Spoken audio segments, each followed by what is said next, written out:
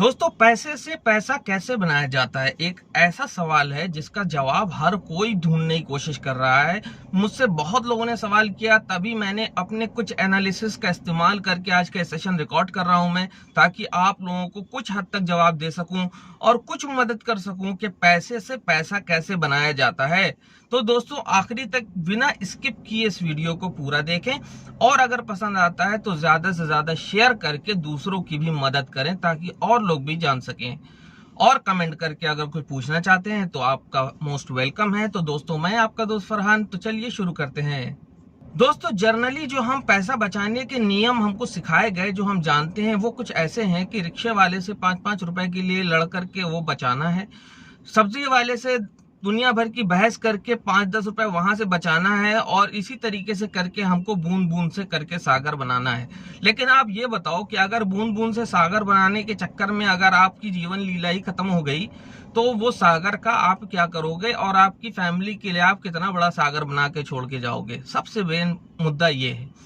अब अगर बात ये आप करें कि मेरे सेविंग अकाउंट में 4-5 लाख रुपए या 8-10 लाख रुपए पड़े, कोई बड़ी बात नहीं है दोस्तों। सेविंग अकाउंट में आपको पता है कि इंटरेस्ट रेट क्या है। सेविंग अकाउंट में जो इंटरेस्ट रेट है वो 3.5 से 4.25%, 4% मैक्सिमम है।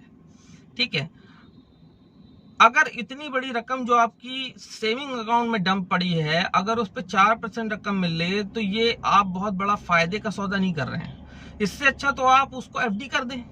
अगर वो यूं ही पड़ी है तो उसको एफडी कर दें। एफडी में कम से कम 7-8% तो मिलेगा। और साथ ही साथ अब तो फ्लेक्सिबल एफडी भी आ गई है। इसमें क्या होता है कि आप 20 से कुछ रकम निकालना चाहें तो निकाल भी सकते हैं। ठीक है, और आपकी एफडी भी नहीं टूटेगी, बाद में आप उस रकम को पूरा कर सकते हैं।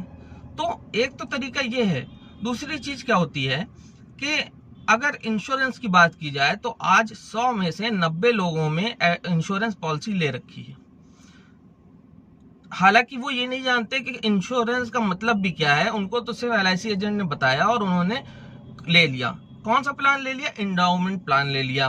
बहुत सारे LIC के प्लान हैं, इंडाउमेंट प्लान ले लिया, यूलिप ले लिया, और वो बताते हैं कि मैंने तो फ्यूचर सिक्योर कर लिया है। दोस्तों, एक बात बताइए, आपकी सालाना उन्होंने कहा कि भाई 1 लाख रुपए साल का आप जमा करोगे, 20 साल के बाद आपको इतना मिलेगा, 25 लाख या 26 लाख। ये बहुत बड़ा फायदा नहीं है। इंश्योरेंस आदमी कराता क्यों है, आप ये बताइए। इंश्योरेंस, लाइफ इंश्योरेंस का मतलब होता है जीवन का कवर। अगर आप 20 साल जीते रहे, ठीक है, उसका जो सम अश्योर्ड होता है, जो आपको मिलना ही मिलना है, वो अगर आप देखें ना तो कम है। इन्फ्लेशन रेट क्या है, आप ये समझिए। आज से तकरीबन 15 साल पहले जो पेट्रोल था वो तकरीबन 25 से 30 रुपए में लीटर मिलता था। आज वो 82-85 रुपए चल रहा है, यानी कि 25-75, यानी 3.25 गुना बढ़ चुका है। आपका जो 15 साल पहले जो आपके 3 लाख रुपए बैंक में पड़े थे, क्या वो भी 3.25 गुना बढ़ गए? अब आप कहोगे नहीं बढ़े। क्यों नहीं बढ़े? क्योंकि 3-3.5% में आप डाल करके रखे हो कि वो अपने आप बढ़ जाएंगे, तो वो उसी स्टाइल से बढ़ रहे हैं। इंश्योरेंस अगर आपको कराना है दोस्तों, तो मैं आपको कहूंगा कि आप टर्म इंश्योरेंस कराइए। टर्म इंश्योरेंस क्या होता है कि आपने जैसे कहा कि 10 साल के लिए टर्म इंश्योरेंस करा रहा हूं, तो 10 साल तक 10,000 रुपए आपको सालाना जमा करना होंगे। अगर आप 1 करोड़ का टर्म इंश्योरेंस ले रहे हैं, अगर 2 करोड़ का ले रहे हैं, तो 20,000 रुपए सालाना आपको जमा करने होंगे। तो इससे फायदा क्या है? इससे फायदा ये है कि आप अगर मर जाते हैं, मान ली 10 साल का आपने टर्म इंश्योरेंस कराया, उसके बीच में ही आप किसी दुर्घटना में मर गए या नेचुरल मर गए, तो आपके जो नॉमिनी होती है, जो आपकी फैमिली होती है, उसको 1 से 2 करोड़ रुपए मिलता है। अगर 10,000 वाला कराए तो 1 करोड़, 20,000 वाला कराए तो 2 करोड़। इस तरीके से टर्म इंश्योरेंस होते हैं। आप समझ लीजिए कि इसको इस तरीके समझें कि अगर आप महीने में 50,000 रुपए कमा रहे हैं और आपने एक इंश्योरेंस करा दिया, यही इंडाउमेंट प्लान, आप मर जाते हैं, तो मान लिया आपकी फैमिली को 20 लाख रुपए मिल गए या 10 लाख रुपए मिल गए, जो उसका सम एश्योर्ड था वो मिल गया। आपके मरने के बाद, आप अभी जब जिंदा हैं तो 50,000 महीना कमा रहे हैं, जब आप मर गए तो 10 लाख 20 लाख मिल गए। 20 लाख का 4% ब्याज अकाउंट के हिसाब से अगर कैलकुलेट किया जाए यानी 6,500 रुपए महीना के हिसाब से एवरेज आ रहा है। आप 50,000 रुपए कमा रहे थे अपनी फैमिली की नीड्स को पूरी करने के लिए, अब वो उस फैमिली को महीने में 6,500 से 7,000 रुपए मिलेंगे, तो क्या होगा, वो उसका खर्चे निकल जाएंगे, वो अच्छे से आपके पास जीवन जी पाएंगे। आप अगर आज कमा रहे हैं 50,000, ठीक है, 40,000, जो भी आप कमा रहे हैं, अगर आपके मरने के बाद कुछ आप ऐसा सिस्टम बना पाए कि आपकी फैमिली को हर महीने कम से कम 40-50 हजार रुपए मिलता रहे, तो आपको टर्म इंश्योरेंस कराना चाहिए। 1 करोड़ रुपए मान लीजिए आप मर जाते हैं, हाँ जिंदा रहेंगे तो कुछ नहीं मिलेगा, लेकिन आपको ये नहीं सोचना है, आपको ये सोचना है कि इन केस जिंदगी का कोई भरोसा नहीं है, अगर कुछ हो जाता है तो 1 करोड़ मिलेगा।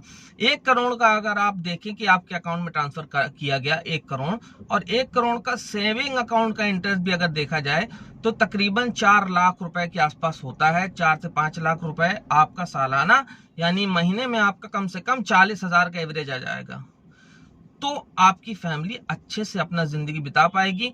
1 करोड़ रुपए कम भी नहीं होंगे कभी, और उसके जो इंटरेस्ट मिलेगा उस इंटरेस्ट से आपकी फैमिली बहुत अच्छे से गुजारा कर पाएगी, आपके बच्चे अच्छे से पढ़ पाएंगे, आपके पीछे आपको फैमिली को आपकी परेशान बिल्कुल नहीं होना पड़ेगा। तो क्या कराना चाहिए? Term insurance. लाइफ इंश्योरेंस में एंडाउमेंट प्लान कराना बेवकूफ़ी है। 10 साल बाद इतना मिलेगा, 20 साल, ये इंश्योरेंस एजेंट, आपको मालूम है ये सब क्यों ऑफर करते हैं? ताकि, क्योंकि इसमें उनको भारी कमीशन मिलता है। टर्म इंश्योरेंस में उनको कमीशन बहुत कम मिलता है, इसीलिए वो लोग वो दुनिया भर के प्लान आपसे बताते हैं, क्योंकि उनको भारी भरकम कमीशन मिला करता है। और इसी के झांसे में आप, अरे यार तू तो मेरा भाई है, मैं तुझको गलत कहाँ से बता दूंगा, मैं तो तुझको बिल्कुल सही बता रहा हूँ, इस पे पैसा लगा दे और 20 साल बाद तुझको इतना मिल जाएगा, और हम बिल्कुल उसकी बातों में, उसकी बोतल में उतर जाते हैं। और इसी तरीके से इंश्योरेंस पॉलिसी एजेंट्स का धंधा चलता रहता है। तो आप टर्म इंश्योरेंस कराइए, पहली चीज। दूसरी बात, अगर आप चाहते हैं कि टर्म इंश्योरेंस भी करा दिया, अब क्या, अब बाकी का पैसा भी बचा हुआ है, तो अगर आप ये सोचते हैं कि अब इसको भी इन्वेस्ट करना है, इन्वेस्ट कीजिए, पैसे को डंप करके मत रखिए। पैसे से पैसा बनाना है तो पैसे को रोटेट करना पड़ेगा। आप क्या कर सकते हैं, आप शेयर मार्केट के बारे में अब बात करता हूँ। शेयर मार्केट के लिए आप शेयर अगर खरीदना चाहते हैं तो बिल्कुल मत खरीदिए। क्यों नहीं खरीदिए? क्योंकि जब तक शेयर के बाजार की आपको परफेक्ट नॉलेज नहीं है, तब तक शेयर बाजार में पैसा लगाना बेवकूफ़ी के अलावा कुछ भी नहीं है। तो आप क्या कर सकते हैं, आप म्यूचुअल फंड ले लीजिए।